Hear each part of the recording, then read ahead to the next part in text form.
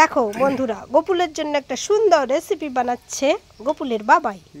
এবার তোমরা সেটা শুনে নাও। এটা কি বলো বেবি, কি রেসিপি এটা গোপুলের? এটা গোপুলের জন্য মানের বড়া। আচ্ছা, মান নিয়ম সেবার মাছ আপনারা সবাই জানেন। এখন তো বেসন খেতে নেই, কি দিয়ে বড়া করছেন? এই মান আর লবণ এই দিয়েই হচ্ছে। ময়দা ময়দা দেওয়া হয়েছে অল্প। আচ্ছা আচ্ছা,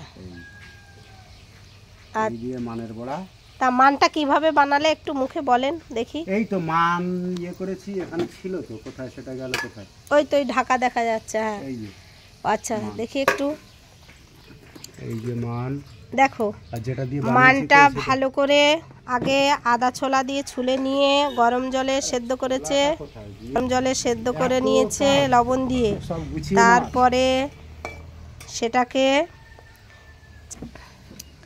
এবার ময়দা, এই যে দেখা যাচ্ছে এখানে ময়দা আছে, ময়দা আর লবণ দিয়ে মেখে এই তেলের উপরে বড়া হচ্ছে।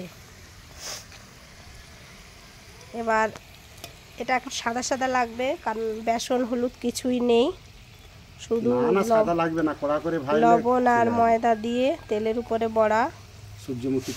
সূর্যমুখী তেল।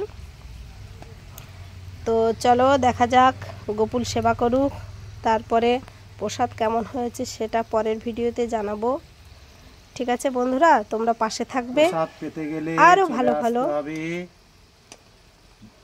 12টা 12:30 পর আরো ভালো ভালো কত ভিডিও তোমাদের সামনে আনবো। এবার শীতকাল, পরপর সব অনেক রকমের পিঠে পুলি হবে।